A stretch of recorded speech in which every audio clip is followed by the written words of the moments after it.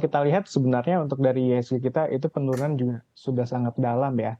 Apalagi sebenarnya harapan dari para investor adanya window dressing. Tetapi kalau kita lihat saat ini bisa dikatakan window dressing kemungkinan tidak akan terjadi sama seperti di tahun 2021 kemarin. Apalagi hal ini juga memang disebabkan juga untuk dari sentimen dari sektor teknologi ya, yaitu untuk dari saham Goto yang dimana lock-up periodnya dibuka, itu juga menjadi salah satu pemberat juga untuk dari ISG kita, karena memang untuk dari Goto ini cukup banyak untuk dari beberapa emiten, salah satunya untuk dari Telkom, yang itu juga menyebabkan ISG kita tertekan. So far sih itu, selain itu juga memang kalau kita lihat dari global sendiri, untuk dari beberapa kebijakan untuk dari The Fed yang kemungkinan juga akan menaikkan suku bunga ini yang memang juga itu menjadi pemberat untuk dari ISG kita. Meskipun memang untuk dari hari ini kembali adanya rebound Mbak Maria. Mhm. Mas Robertus, kalau Anda lihat Goto kan salah satu sebagai pemberat, tadi juga sudah dimention oleh Mas Rudi. Masih ada kelanjutannya nggak? Artinya Goto belum selesai sebenarnya. Jadi tekanan yang terjadi di IHSG mungkin saja masih akan terjadi. Dan level lebih rendah dari 6.700 mungkin bisa saja tersentuh. Ya, memang Goto ini tampaknya masih belum berhenti ya untuk ARB-nya dan mungkin saatnya sekarang investor-investor mulai beralih dan fokus ke Goto aja. Ada kok saham-saham lain yang sebenarnya potensial. Kalau kita melihat ya SJ ini memang terseret oleh Goto dan saham-saham related lainnya karena ikutan turun seperti Telkom misalnya atau saham-saham lain MPPA bahkan sektor teknologi lainnya. Namun kan kita juga harus melihat bagaimana secara kinerja saham-saham tersebut pun sepanjang 2022 itu bisa dikatakan positif. Seperti Astra misalnya, ketika kemudian Goto ARB, Astra juga ikut turun 2%. Sebenarnya ini kan malah menjadi peluang menurut saya. Namun kalau kita bicara Goto sampai kapan, tentunya kami tidak berharap untuk Goto jatuh lebih dalam lagi. Mengingat kemarin pun kan sudah ada statement, ada pernyataan dari Goto tentang potensi kinerjanya ke depan. Namun tampaknya investor, kalau saya lihat ini masih akan ada panik selling. Investor melihat penurunan Goto 11 hari berturut-turut dan mungkin saja akan berlanjut. Dan ini yang memang bisa menyeret IHSG mungkin bisa lebih turun lagi. Oke, Mas Rudi, Anda melihat hal yang sama juga. Berarti Goto belum selesai, belum sampai ke titik benar-benar titik akhirnya untuk pelemahan yang terjadi atau seperti apa? Karena kan kita tahu komitmen lock up kemarin membuat akhirnya tidak bisa dijual. Ketika dibuka, akhirnya memang semua beramai-ramai berjualan begitu ya, termasuk mungkin yang mengambil Goto di level-level awal gitu ya, atau mungkin yang sebelum masa IPO. Anda melihatnya seperti apa? Tekanannya berapa jauh lagi?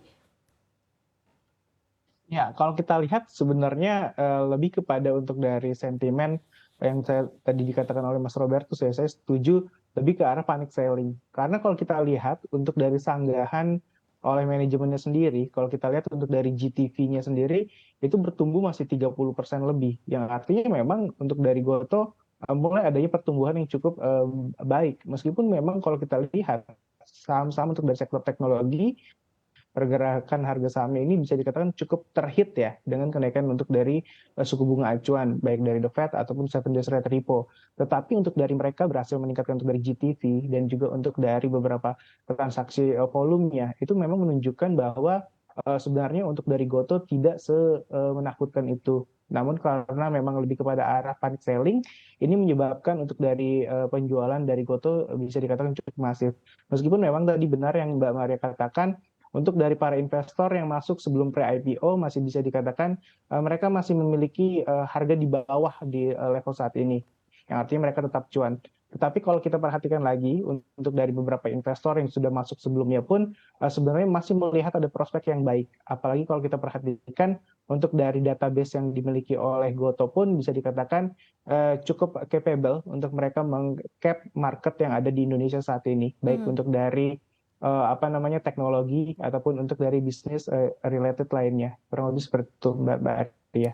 Baik, Mas Robertus, kalau kita lihat kan sebenarnya ada statement ya, atau statement yang diambil dari manajemen Goto sendiri untuk disampaikan pada public expose insidental ya di pekan lalu, tapi ini tidak bisa membuat aksi jual cukup dihentikan, tapi malah masih masif sampai dengan saat ini. Apa sih sebenarnya yang membuat investor kok masih cukup ragu ya mungkin dengan prospek bisnis, dengan future-nya. Padahal kan kita tahu kalau kita bicara mengenai saham-saham teknologi ya kita harus trust the futures. Kita nggak bisa ukur pakai PER atau PBV, Mas Robert.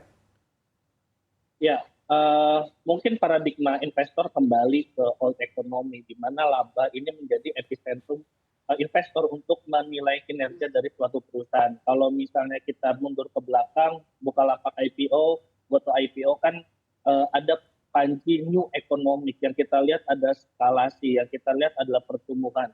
Namun saya rasa investor saat ini kembali ke old economy, di mana laba adalah pusatnya.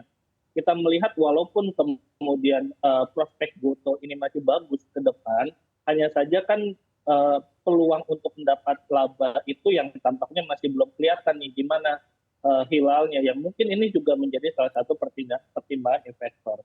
Kemudian yang kedua masih terkait sentimen tren kenaikan suku bunga yang tentu saja membuat likuiditas terutama untuk modal startup atau perusahaan teknologi diperkirakan mengering. Ini yang kemudian menjadi pembuat juga yang sebenarnya ini sudah tercermin dalam, kalau kita lihat tren Goto pun dari sejak IPO sampai sekarang cenderung bearish.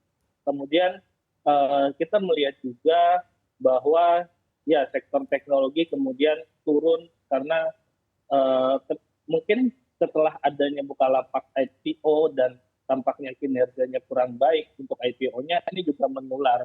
Salah satunya Goto. Bahkan kalau kita lihat saham IPO teknologi selain Goto pun yang baru-baru ini saham beli pun trennya menurun.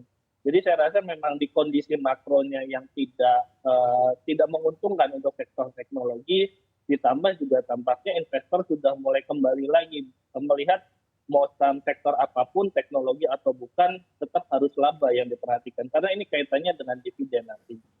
Dan juga sekarang kan ada isu PHK yang mungkin itu juga menjadi sentimen negatif bagi saham teknologi, terutama Goto yang kemarin kan mem-PHK ribuan karyawan, yang mungkin ini juga menjadi faktor dinilai negatif bagi investor. Padahal menurut saya ini malah bagus melihat beban gaji dari Goto ini yang melebihi beban promosi, artinya memang perlu perampingan. Namun kan investor secara umum mungkin melihatnya negatif, sehingga ini yang kemudian menyeret saham Goto.